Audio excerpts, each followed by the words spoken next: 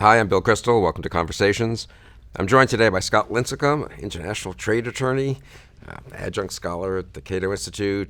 You teach a course at Duke Law School, do a few other things in your spare time, write a lot of articles on free trade, and I think it's fair to say you're a defender of free trade and of the international free trade, more or less free trade order, which is under some assault these days. Unfortunately. So why does it matter? I mean, isn't it just, academics, and sort of lawyers like you have an interest in it, and academics are purists, and they get nervous if someone, has a tariff somewhere. But is it really, why should we all be concerned about this? Well, I think that we, especially living in 2018, take for granted the miracle of the global trading system.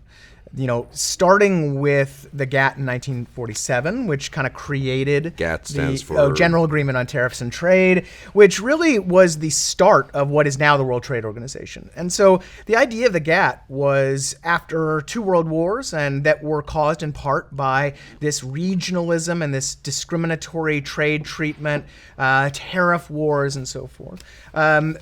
Cordell Hull, Secretary of State at the time, and the British and a few others got together and they said, look, we really need to create this system of non-discriminatory trade. Not necessarily purely free trade, but just the idea that if you have a tariff on one country, you have to have the same tariff on everybody, or that you can't treat foreign imports differently than you treat your domestic manufacturers when it comes to regulations and all that. So they created this GATT, and that really set the stage in part for our global trade era that's been going on ever since. Now you combine that with rapid changes in technology, the ability to ship products in real time, containerized shipping, information technology, all that good stuff. And you see that the benefits that we derive economically in terms of foreign policy and national security are immense. Somebody put a number on it once that the average American family saves $8,000 a year in terms of their standard of living because of trade and globalization. Now, not all of that is because of the GATT, but the GATT started this process, and now we have the World Trade Organization. And the WTO today is where members get together, all the countries, over 160 of them get together, and they hash out disputes, whether it be about tariffs or other discriminatory trade barriers, without starting trade wars. And the WTO has actually been very successful in that regard. So that members voluntarily comply with that system. And that's actually a big part of it, that they see a benefit in it, that they want to comply. And so if you win a dispute, it takes a few years because, lawyers like to talk.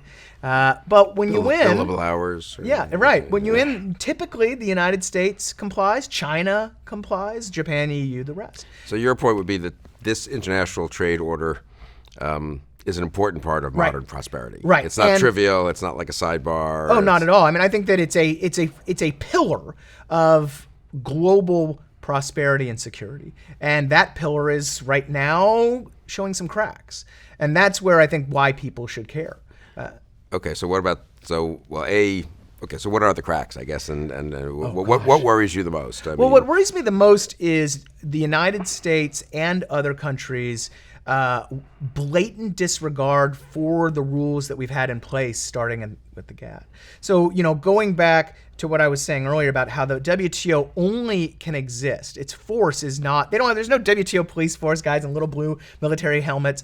No, the only way that these agreements are enforced is by members agreeing to comply with the rules. And in this way, there is no, contrary to some beliefs, sovereignty concerns. The fact is the United States complies with the WTO decision, whether it be on shrimp turtle devices or these types of kind of esoteric things. The United States does that because it sees value in the system. And members typically don't flaunt their commitments at the WTO. Instead, they claim to always be in compliance and so forth. Well, that is starting to unravel, and you're starting to see members, really for the first time that I can recall, just blatantly disregard the rules that have been in place, at least in the WTO era since the mid-90s, 1995. So the disregard would be us just saying we don't like a current trade balance with a certain country, and we're going to put on tariffs. Right. And There's always even, been a little bit of that, right? I mean, American Well, laws allowed certain things. right, but that always done within the rules. So we have these very complex systems of anti-dumping and countervailing duties and trade remedies, we call them. Again, billable hours there. Those are actually allowed by WTO rules. And, contrary to some of the political commentary out there, the United States is a frequent user of these what we call unfair trade duties. There's over 400 of these special duties in place right now. But they're justified within an overall within system the global trading framework. Well, all of a sudden, and that framework, so that framework is not so much. I think this is interesting. Perfectly free trade. Right. For you, the key is, it tends in a direction of lower tariffs and negotiations to flatten, so to speak, to get rid of barriers. Right.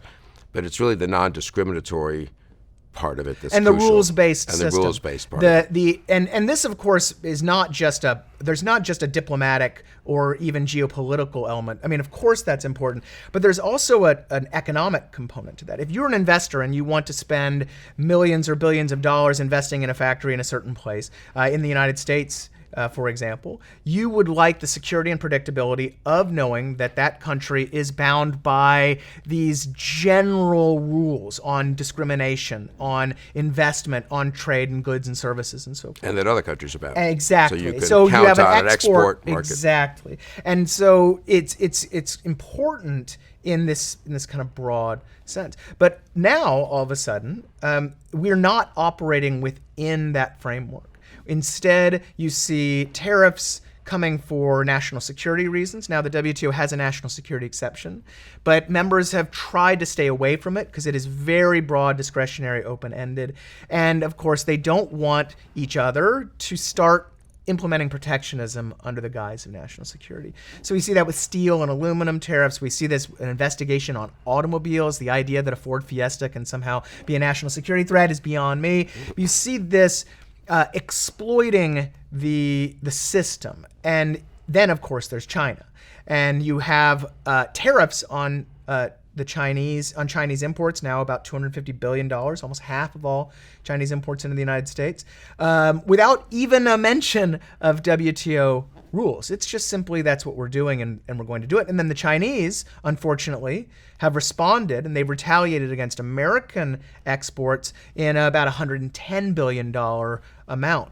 And again, the WTO is just not mentioned. So what we, again, looking big picture, you see countries beginning to disregard norms of trading that have been around for 70, 80 years. And the big picture is this international system which favors freer trade, lowering of barriers, right, non-discrimination, rules-based settlements. And then within it, countries are free, I guess, to negotiate free trade agreements, either bilaterally or multilaterally, NAFTA being a famous one. Right.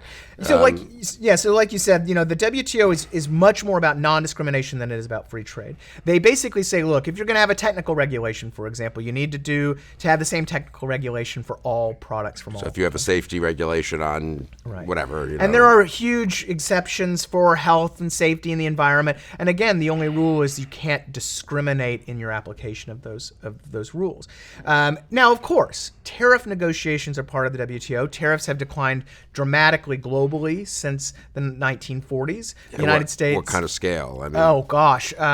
You're looking at a drop from an average tariff rate in the 20s now down to about 4 or 5%. So it's a globally. big Huge drop.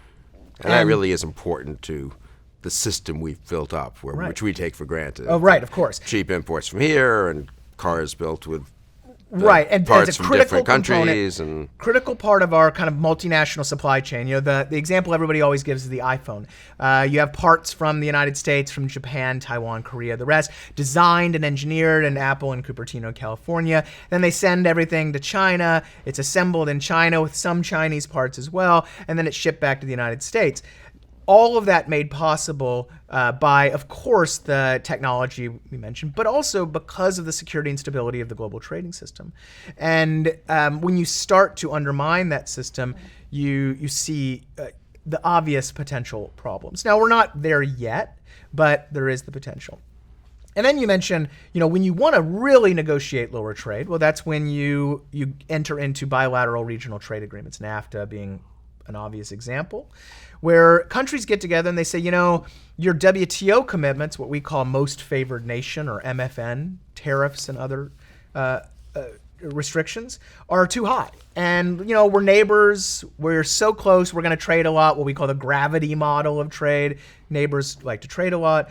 Let's negotiate lower barriers that are in everybody's interest. But unfortunately, because of politics, I can't just lower my tariffs. Maybe I'd like to, but I can't. And you have the same politics. So let's get together and let's agree to have a mutually beneficial trade agreement that you lower your tariffs, I lower my tariffs, and I can have exporters that are all of a sudden happy. Maybe I'll have some import competition that my domestic guys won't like, but I'll balance it out. You'll balance it out.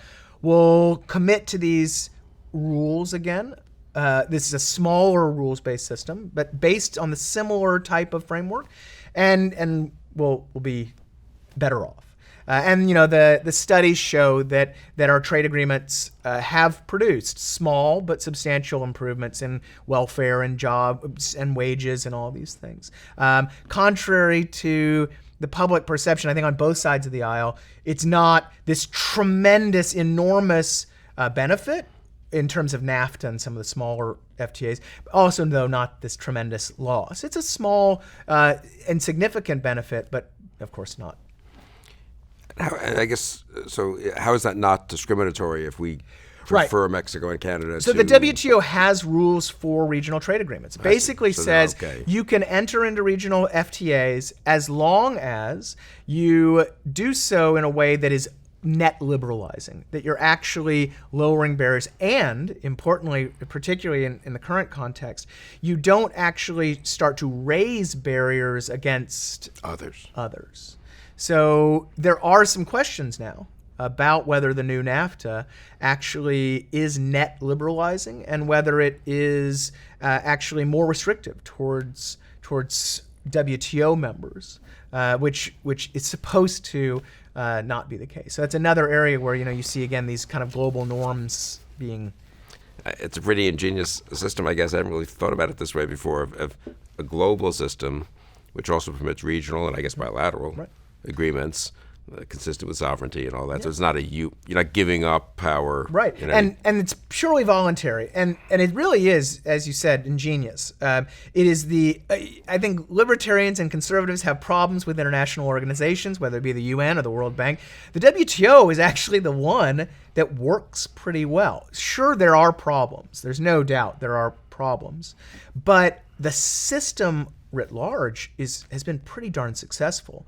The fact that the United States can take China, for example, to the WTO, file a dispute on rare earth exports or something like that, and win, and then win again on appeal, and then have the Chinese voluntarily comply is I hate to use the word miracle, but it's pretty impressive. And this gets back to why some of us don't like the current unilateralist approach, in that it ignores the successes that we've had and obsesses over those little problems or the problems that are there. And I suppose just on the sort of net effects of all this, it's good for us, but very good for poorer countries. Would that be a fair statement? I think you wouldn't have this rate of growth in the Asian tigers or China or India or something without a reasonably open system. Yeah, and I think that's generally fair to say, but it's undeniable that the United States has been overall the primary driver of these rules since the 40s, and likely the primary beneficiary. Well, that's the interesting. Biggest So we're not doing a favor to the poor people of India and China, which might be a good thing to do anyway. Right. I think in terms of purely in terms of, say, per capita GDP or something like that, yes, poor countries have benefited more, and especially as a share. But of course, they were dirt poor to begin with, and we weren't. Right. We have had we started on third base. They started at home plate. So, but in terms of the benefits of geopolitical stability, in terms of the ability to spread kind of American Western capitalist values throughout the world, the United States has been writing the rules. And that's another kind of frequently held myth that somehow the WTO is this international organization that, Trump likes to talk about how the judges aren't all American.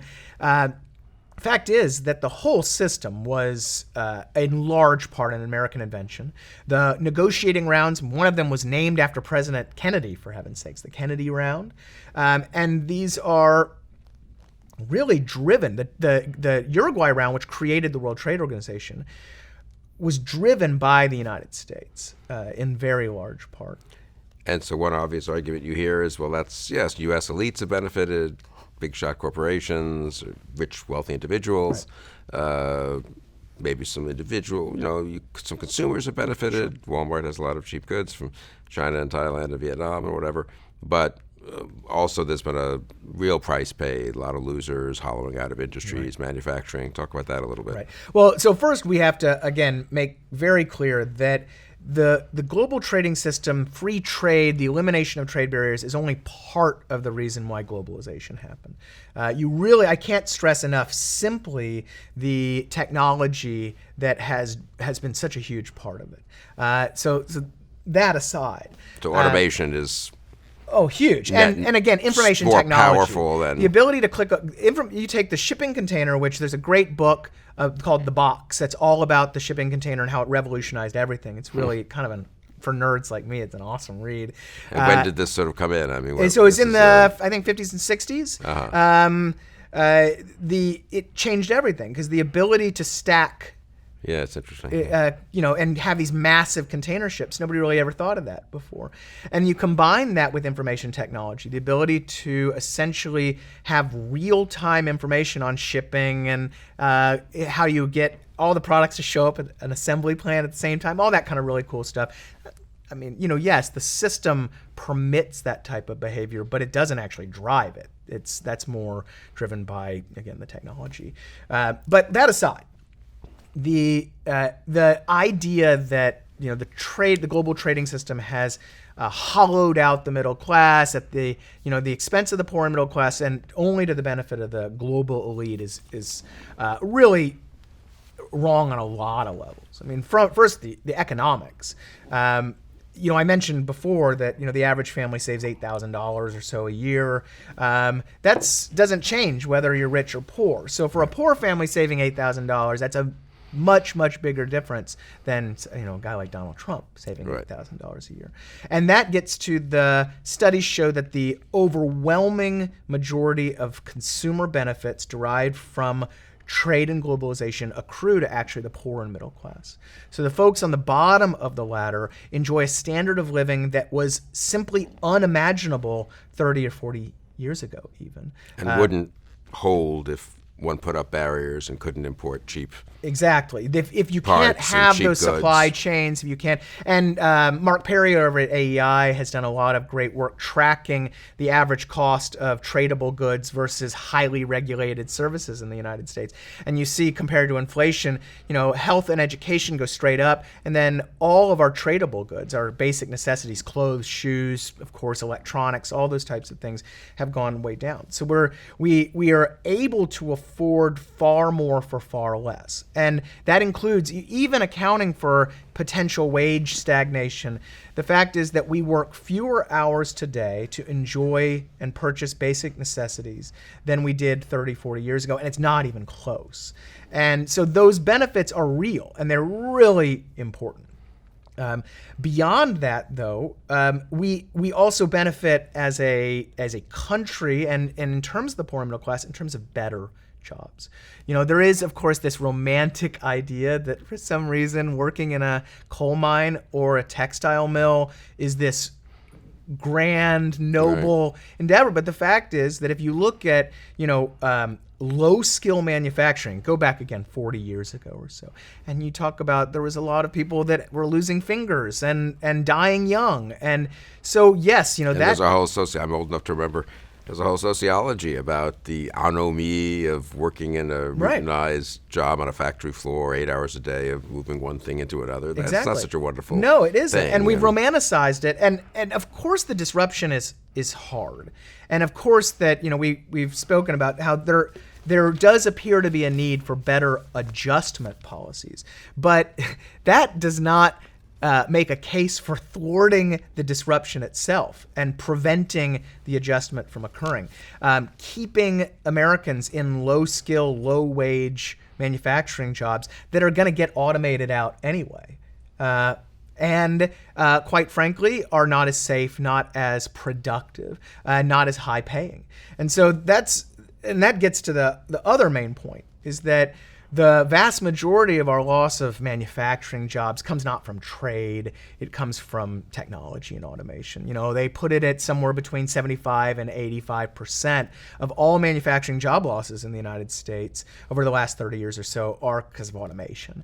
And so again, the idea that trade is somehow driving this inequality, it's just not supported by the facts. So I think the fancier sort of argument against some people might concede, yeah, stuff's cheaper and that's good for people. They live, it's nice to have good TV and all this kind of thing. But, people are producers as well as consumers, and there's a kind of loss on the kind of, I don't know, we're letting others take control of either essential things that are very important to our country, either in terms of national security or just in terms of, I don't know what, sort of prestige or what it means to be a great country. I mean, I don't quite know, what the producer. But you hear that quite a lot. What about the producers? Well, so the producers are also consumers.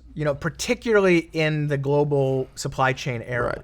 And that's the thing that a lot of people, unfortunately, some in the White House, seem to ignore, is that. The America's largest exporting manufacturers are also our largest importing manufacturers. Yeah, a company that is a like very important Boeing, point. for example. And so even leaving aside the direct individual consumer benefits, there are tremendous producer/consumer benefits as well, that companies can have more jobs, they can have better, higher paying jobs in manufacturing if they have access to the global economy, whether it be imports or export markets. And it's really the trouble is the churn of all of it that some don't like. And of course, look, nobody's going to deny that there are some folks that end up worse off, and I think that there's pretty universal agreement that there can be policies to help those individuals, but it's a tiny share compared to the net benefits, and not just benefits in terms of consumer benefits, not just export markets and getting cheap imported steel or whatever. It's benefits that we don't see. The importance of competition in the economy, creating a dynamic economy that pushes our companies, our workers to innovate. And there's a lot of research on how exposure to even things like Chinese imports, the devil out there right now, actually encourage companies to innovate and get leaner and meaner. And, you don't even need to use China as an example. Just, I grew up in the 80s. American cars in the 80s stunk, man. The Chrysler K car, the Ford Pinto, you name it, right? Why did these companies get better? Well, they in large part got better because they were forced to through foreign competition. And those types of things that you can't quantify really, but we see and we recognize, and they're critically important. I suppose just on the production side, to finish up on that, I mean, one way of thinking about it is if you think part of what makes America great, again, to use a phrase, or clause or whatever it is, sentence, is making great airplanes, making great cars, making kind of things that are not just services, not just. But those depend a lot, right? We couldn't make as good cars as we do. I'm asking this, not saying it, or as good airplanes as we do if we didn't have a lot of imported parts. Right. It'd be those. Right. It'd be much more difficult, if not impossible. And harder to sell them abroad because they'd be more expensive. So. Exactly. And so and again, you're not just creating worse products, but you're just slowing down that beneficial dynamism, that innovation, and you end up worse off. The question comes in, do you want to save that one job at the expense of all of these other things? I mean, to me, it's such an obvious no-brainer answer that, of course, this day and age is quite difficult to turn on the TV sometimes. But we just need to remake those arguments. I think one thing you mentioned, though, that's worth stopping and discussing is the national security element. Okay. Even radical free traders like Milton Friedman or me acknowledge there is a legitimate national security argument for discrete protectionism. The problem is that it deserves the exact same level of scrutiny that any other type of protectionism or any other type of intervention in the economy deserves. And this is what's odd to me. You see people who are otherwise straight ticket Republican or conservative folks who are ultimately skeptical of President Obama's intervention in green energy or the Clean Power Plan, these types of interventionist activities, extremely skeptical. And yet when it comes to an argument as to whether car imports are a national security threat, just shrug your shoulders and accept whatever's out there. And steel being a fantastic example, we now have national security tariffs on steel imports. The United States, before these tariffs, was consuming about 70% of everything we consumed in terms of steel, give or take, was domestic. So our domestic producers had between 70 and 75% market share. The imports were steady, production was steady. Not only that, the biggest suppliers from foreign suppliers were our closest allies: Canada, Europe, Korea. So when you apply a really modest level of skepticism to the national security argument, it falls apart. And that's why even Secretary Mattis himself wrote a letter opposing this type of global tariff. Yeah, no, if you're a national security hawk, as I am, it actually is worse almost to start, the misuse of the exception sort of calls it into question. It makes it look like it's just a politically expedient way to do whatever you want to do for other reasons, which is pretty clear the case in the Trump administration, since the president's own rhetoric justifying some of these tariffs has nothing to do with national security. Negotiating leverage against our allies. Though they're actually, if I'm not mistaken, they're legal because they're done under, or arguably legal because they're done under the national security exemption that Congress. Yeah, well, there's a law that Congress passed in the 1960s that's very open-ended, that allows for national security protectionism.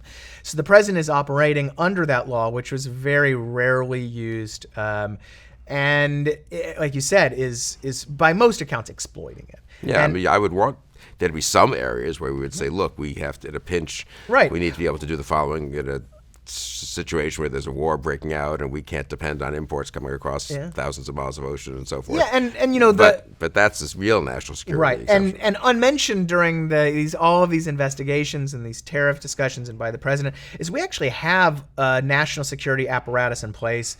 I think it was done under the Patriot Act that allows for DoD, Department of Defense, to secure the stability of the defense industrial base, to directly subsidize producers if they need a critical component or a critical part.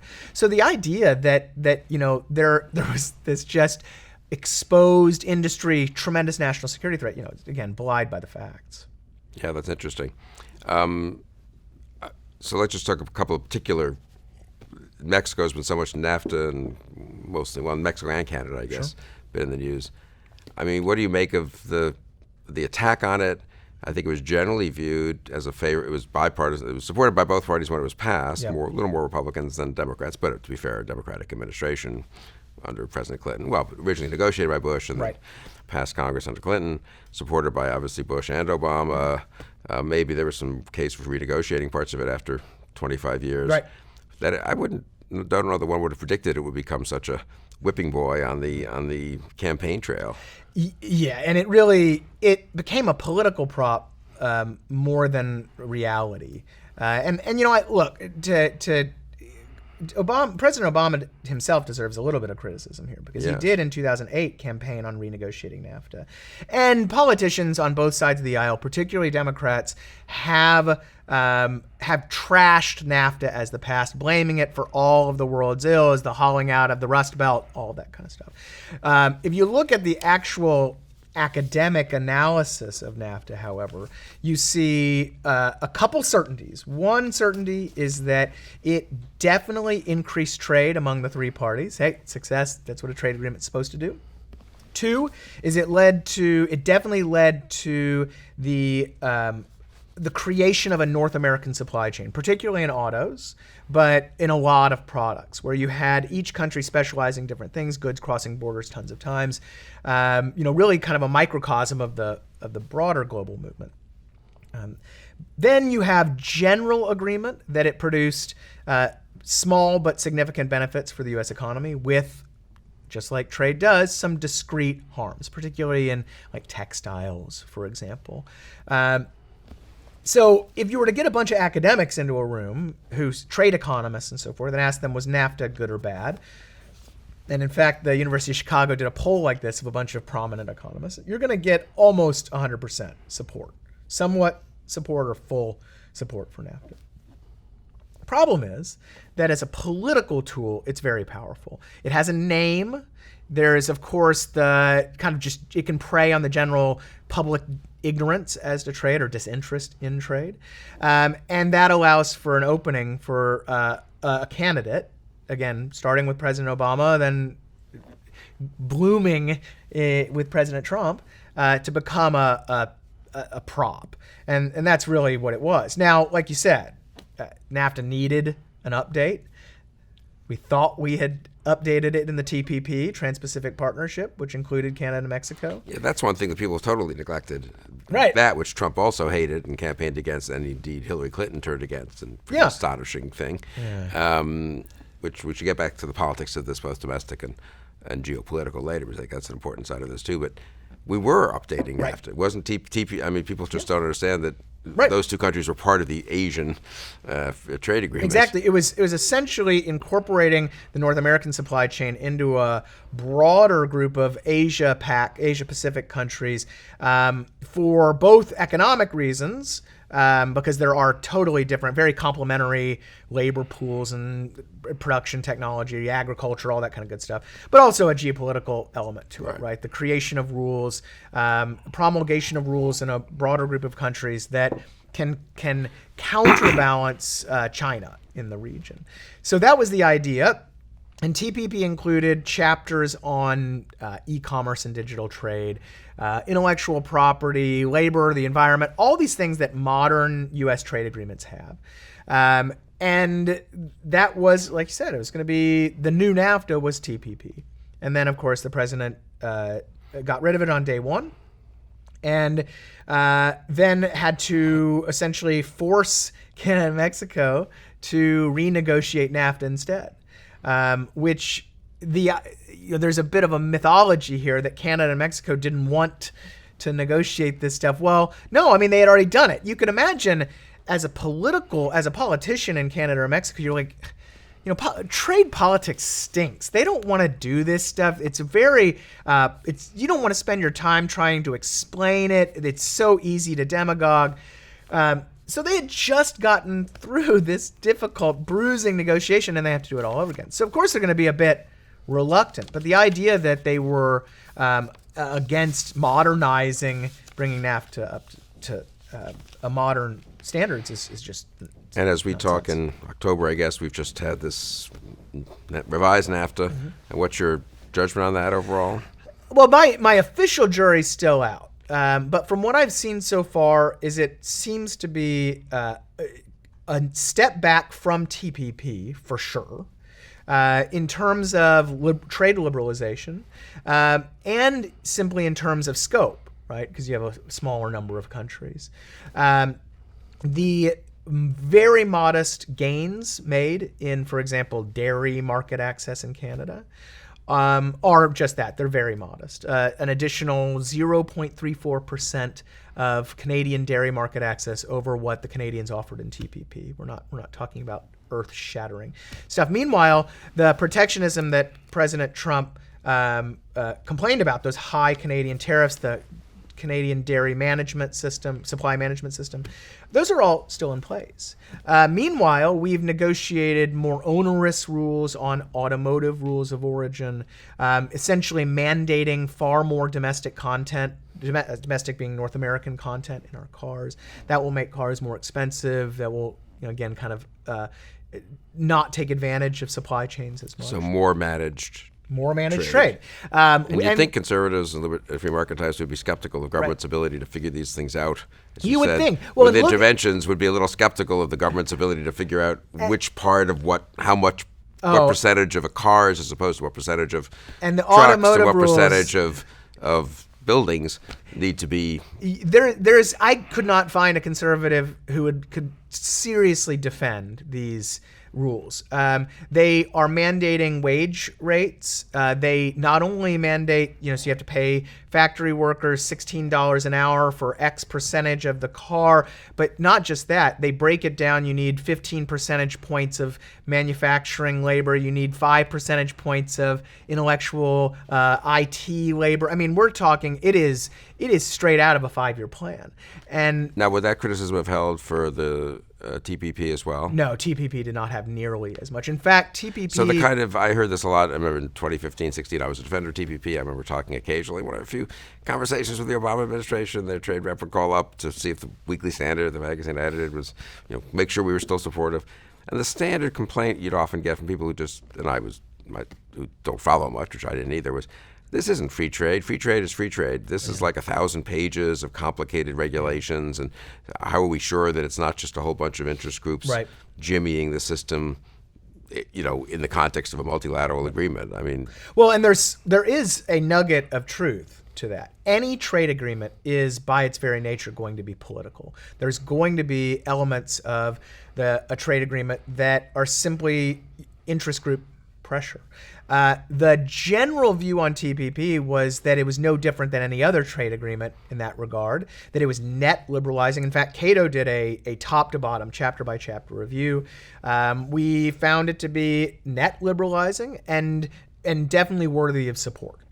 That, yes, there's things we don't like. Yeah, unless you're going to literally have literal open borders for trade. Right. Unless you're going to prevent governments from subsidizing sugar or preferring their own rice farmers in Japan somewhat. Yeah, and there's no way you would ever... Which is not going to happen. Right. And so, if you understand that there are some political pressures that are simply insurmountable, what a trade agreement tries to do is liberalize 98, 99% of trade, understanding there's 1% that's in every country going to be untouchable. And that's basically what TPP did. There are some things you can complain about things, but it generally did that. Now you move over to the new NAFTA, and it really is, it's a hard case to say that it really is net liberalizing. And I think the biggest problem, outside of the automotive rules of origin, and outside of the fact that it enshrines these national security tariffs, it actually accepts them as a given going forward, which is a problem. But the other problem is that it didn't touch the largest trade barriers in each country. The United States, for example, we still have very onerous, you mentioned sugar. We have services restrictions, the Jones Act on shipping. We have Buy American restrictions on government procurement, you name it. And this NAFTA, untouched. So when you talk about, here's this opportunity, we're going to renegotiate this deal, and then you start looking at the text and you realize that it actually goes backward in some places, and then it just essentially applies the TPP chapters. You have to ask, well, is this really, worth supporting? And at some political cost, which, let's get back to both the international politics and domestic politics of trade, which I think is an interesting question too, and underappreciated perhaps. But let's talk about China for a minute, which has come up a couple of times. But so I think there's a fairly sophisticated argument. I'm with you, Scott, on all the basically free trade, basically let's negotiate more agreements. But China was sort of sui generis. Right. I mean, letting 1 billion people into the, not letting them in, but inviting them fully into the world trading system with most favored nation status. And what was that, 99, I guess, the end of the 90s under the Clinton administration.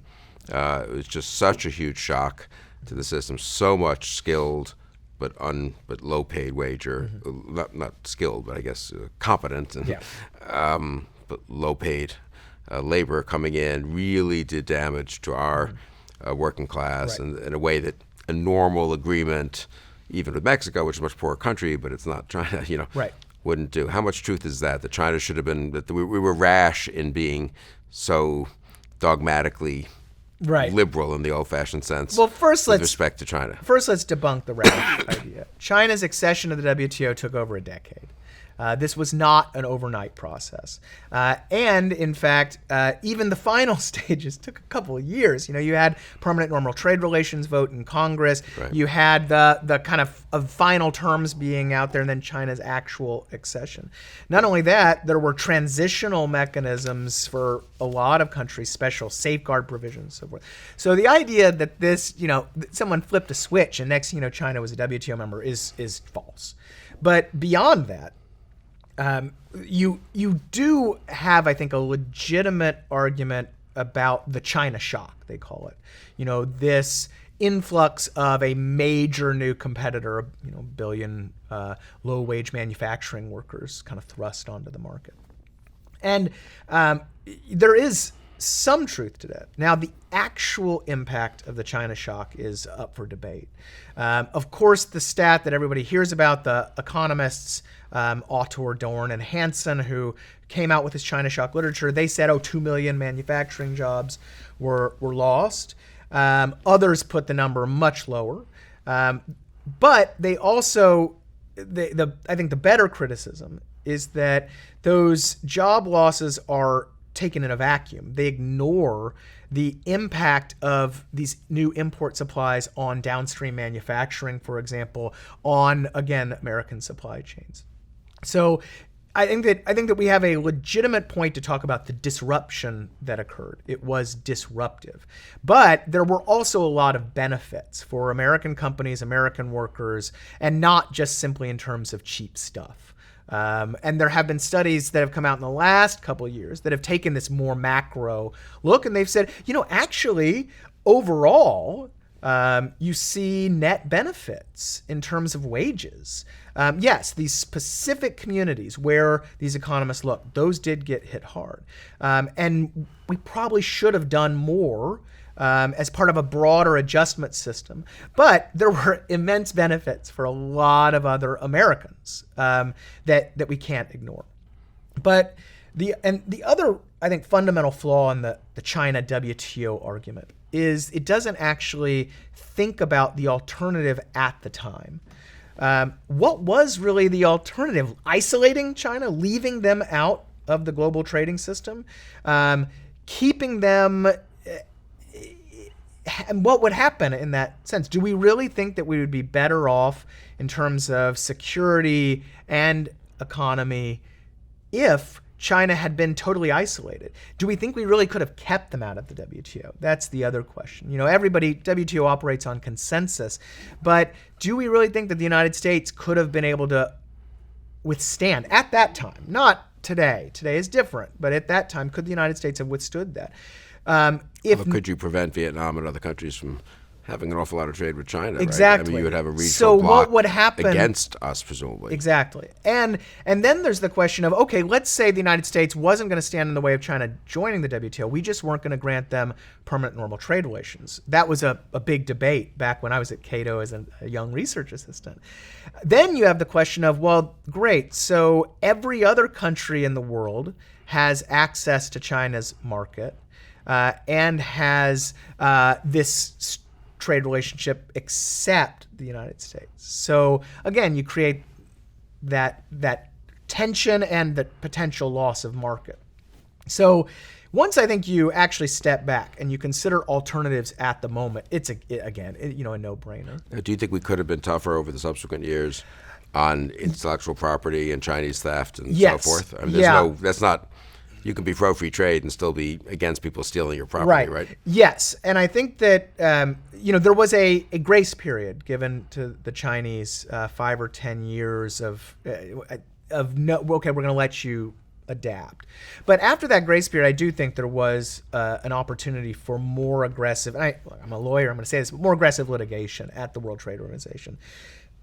And, going back to something I mentioned earlier, our track record there is quite good. It's funny, even in the current USTR, United States Trade Representatives reports on China, in which they talk about the failure of the global trading system, they still have an annex at the end where they talk about all their victories against China and China's compliance in those victories. So I think there's a legitimate argument that we did not do enough. I think there's a legitimate argument that we're still not doing enough. Jim Bacchus, who's at Cato and was a former appellate body chairman at the WTO, actually has written extensively on all of these rules that the United States has actually not examined or applied to China through disputes. China's accession agreement to the WTO, which is kind of the big giant document you have to agree to, has a lot of what we call WTO plus rules on intellectual property and technology transfer, by the way, and others areas that we simply haven't exploited or pursued. So, there is an argument that the status quo, and I think a very legitimate argument that the status quo was wrong, but the unilateralist tariff-first alternative really, or the idea that we're just not going to let them in the WTO, it seems pretty wrong-headed.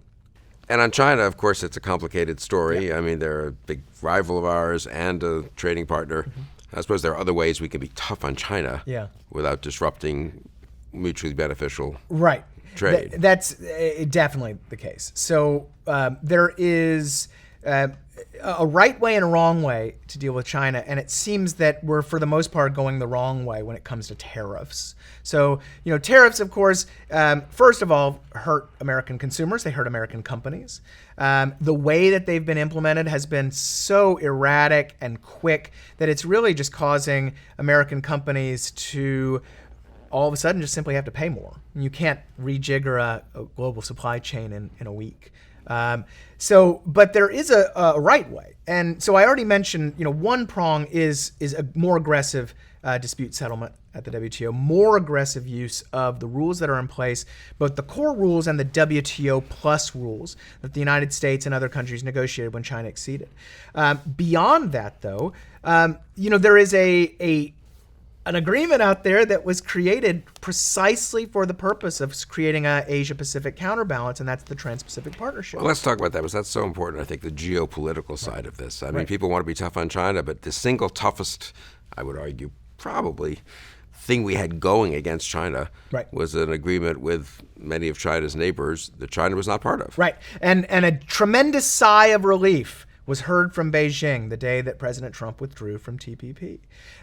Because it was, of course there were economic benefits, but it was intended to serve as a really important counterbalance in the region. I don't think Americans quite realize just how influential China is in that region for no other reason than proximity and population. So there are, of course, tons of Chinese tourists, and simply geography is going to cause there to be a lot of business transacted between all of these countries.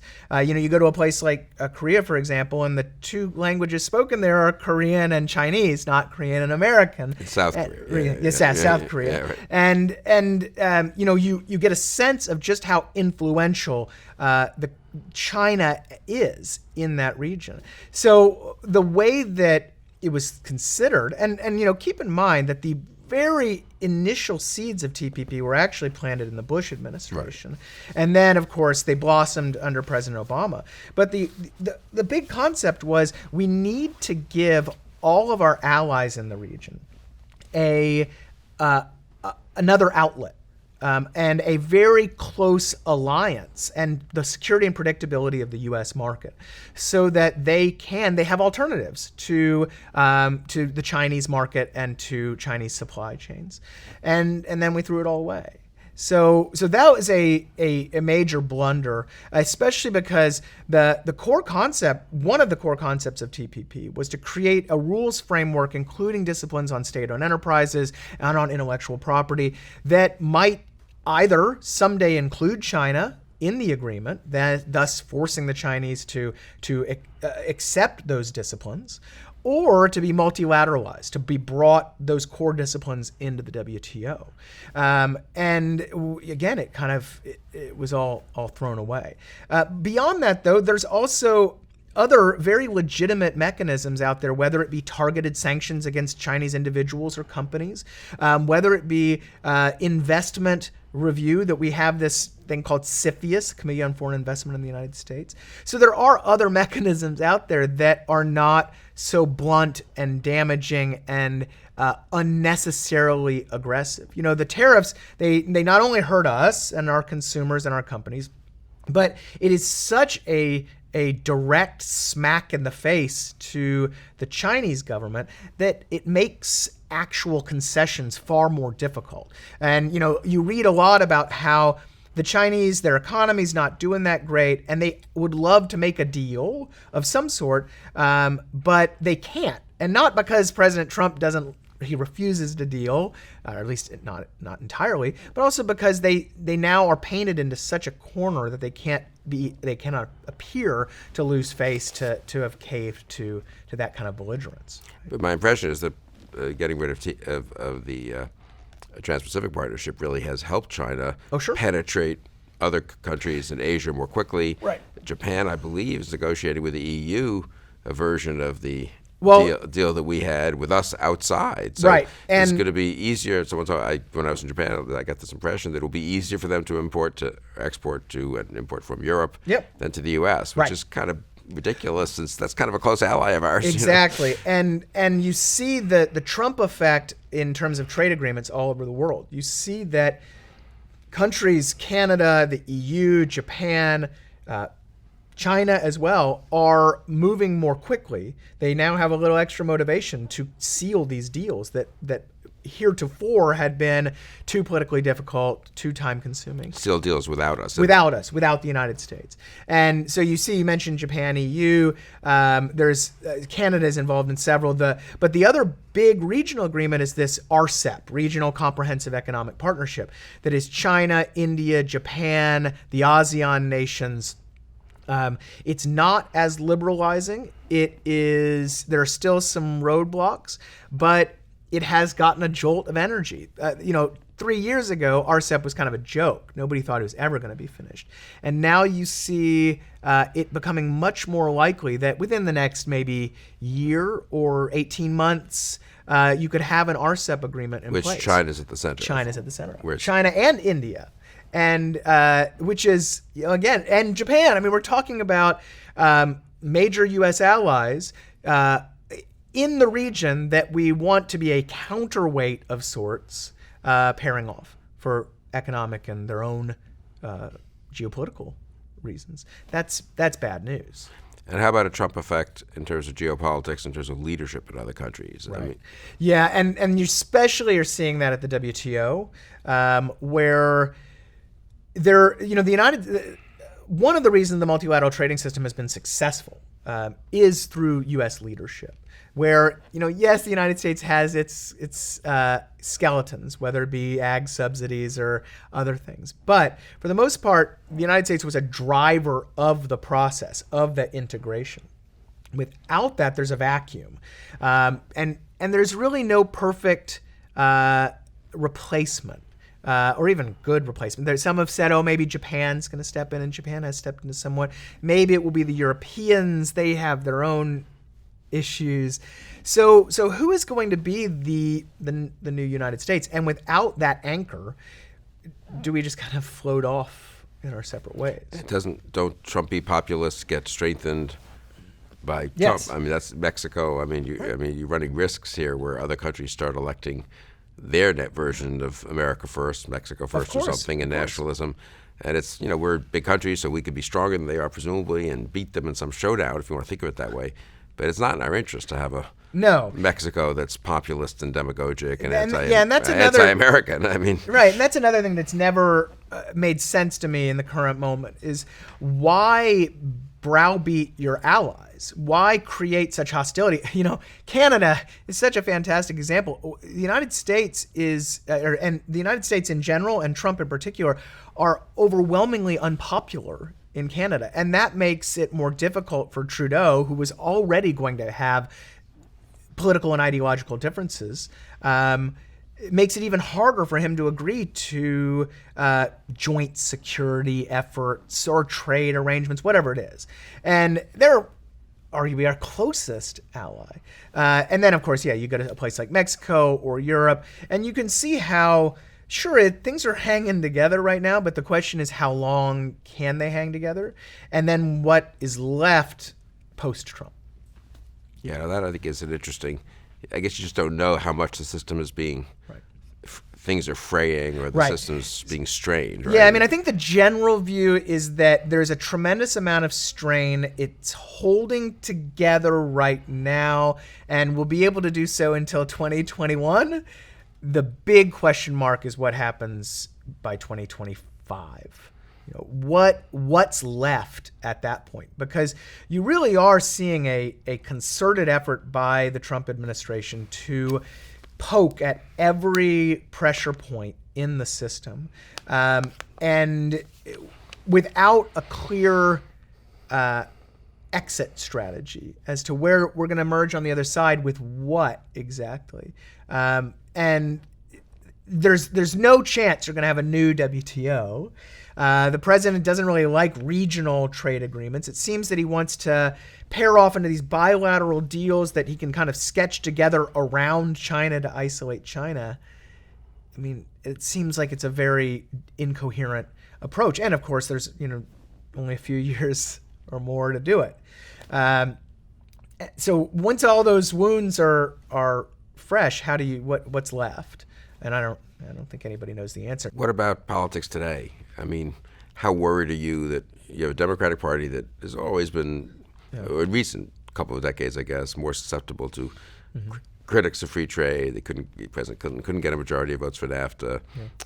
President Obama didn't have much support in the Senate. I think there was a vote on the, what's it called, the fast track, it used to be called in my day, whatever it is, the ability to quickly to ratify with an up or down vote the Trans-Pacific Agreement, and that was passed with mostly Republican votes. So you have a Democratic Party that, because of some, presumably their own groups, is suspicious of this. A Republican Party that used to be a pretty staunch backer of it, but isn't. How much does that continue? How much does reality obtrude? And people say, come on, I mean, we are in this global economy. We're benefit from it. There's a heck of a lot of producers who need aluminum to make something else, and they call their congressman just like the people who are allegedly hurt by imports call their congressman, right? So I don't know. So I mean, there's some good news and bad news there. I mean, I think I'll start with the bad news. The bad news is at the political leadership level, we really do appear to be going through a protectionist moment. Whether it's Trump being the head of the Republican Party or Chuck Schumer, Nancy Pelosi on the Democratic side, these are folks that they support protectionist policies generally. And I don't think there's going to be much chance of changing that. Now, Republican leadership, they tend to say they support free trade, but let's face it, at least for right now, they're on the Trump train. And so for the immediate future, in terms of political leadership, bad news. I don't think we're going to see a lot of great trade policy coming out of either party. There is some good news. The first amount of good news is that I mentioned the polls before, but people are generally far more open to trade and globalization and supportive of trade and globalization than they were 10, 15 years ago. Part of that has to do with the state of the economy, but part of it, I think, is that we're just growing much more accustomed to living in this globalized world. We like our iPhones. We understand how great these benefits are.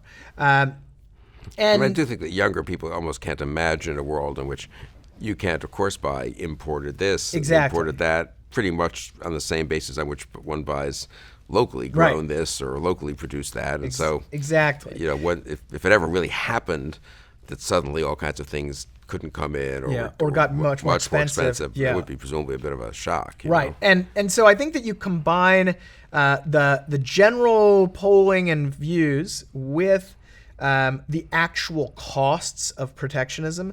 There does appear to be a bottom-up check on how much damage our politicians can do. And you actually are seeing that. President Trump in March defended his steel and aluminum tariffs on purely protectionist grounds. It was all about revitalizing the industrial base. Tariffs are good. Tariffs are great. The rhetoric has shifted significantly. Now, his tariffs are defended much more on the basis of opening up new markets and freer trade. You hear his own spokespeople saying, this is not about protectionism. This is about free trade. Now, whether they believe that doesn't matter, but you can see that they feel the political wins too, at least kind of that's a good point. And Trump himself, with this new NAFTA deal, is sort of the claim, at least, is this is going to be better trade. Exactly. And more of it even, exactly. I suppose. And somehow all that trade balance stuff, whatever happened to that, that seems to be a little less about that, right? Yeah, right. Exactly. Oh, yeah, because the trade deficit's up this year. And because. But I mean, Trump makes less of, well, who knows if he really does or doesn't, but right. he seems not to be making as much of a deal of the fact that we have a deficit with this country. Exactly. Or that, and apart so, from China, I guess. and then you look at the China tariffs themselves. They have really tried to avoid putting tariffs on your most mainstream consumer products, not just iPhones and that kind of stuff, but also things like baby high chairs and toys at Christmas and those types of things. You can see that they are a bit afraid of a consumer backlash, especially before the midterms. So given that, and then given the corporate side, the business groups are so integrated globally that for them, to lose that type of integration would be it's like having surgery without anesthesia. But they've been sort of lame in standing up to Trump, not right? And I think that you're right. It is lame, but it's because how do you balance pressuring without being a target, right?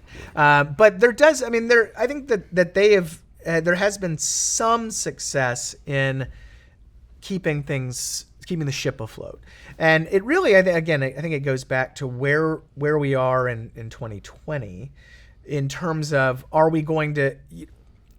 is it going to get worse politically? Because I think that given how disinterested and how malleable people's opinions are on trade, there's an opportunity for better trade policy, better support. I don't think politicians aren't going to take a major hit at the ballot box, for example. Finding that politician to do that, that's pretty tough.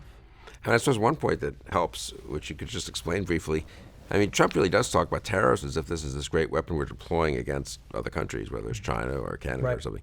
But literally, tariffs are deployed against us, not against them. Isn't that right? Yeah, it's the old blazing saddles routine of negotiating with your gun pointed to your own head, if you impose a tariff on imported chocolate, we pay more for chocolate. Yeah. And there's the Canadians don't pay more for chocolate. Right. Now Canadian economists will raise a ink-soaked finger and claim that that's not exactly correct. And there is, in certain products, under certain conditions, foreign exporters will pay part of the tariff in the fact they'll lower their prices in order to stay competitive. To compete. But when you have a global tariff, like our steel and aluminum tariffs, on a commodity product, where there is just insufficient domestic capacity, you are going to end up paying more. That's it. Either you're going to pay tariffs or you're going to pay higher prices. That's it. Then in terms of China, you have products that the vast majority of the product are made in China. So you can't avoid, again, either paying the tariff on the consumer side or paying a higher price. So you can say generally, that tariffs are punishing Americans for the alleged sins of foreigners. And presumably that puts some political limit on the ability to just, or exactly. Well, and that goes back to the Walmart effect. How much can you really do in terms of implementing 25% tariffs on everything from China, which before you really start to see a significant either individual pushback or macroeconomic pushback. So I suppose, tell me if this is the right way of characterizing maybe what you're suggesting, is that, maybe big trade wars are not so likely given how globalized things really are, and therefore there's just real constraints on, maybe not, but descending to that. But even if, so I'm going to talk about that too, but even if we don't have big trade wars, I think the more subtle point you're making is the strain on the system, the degree of tit-for-tat retaliation, the loss of confidence in their being able to invest, the geopolitical effects of people going into groups.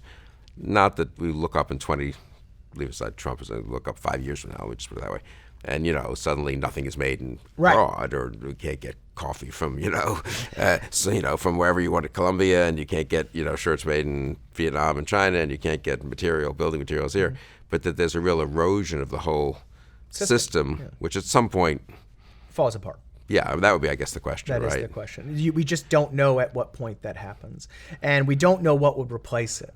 And the way that I like to describe it is, you're going to be just a little bit less wealthy, a little bit less secure, things are going to be a little more unstable until they're much more unstable. And so why does it have to get to the much more? I guess because at some point you get a sort of snowballing, and that's where China says, look, we're going to have our own trading group here. Yep.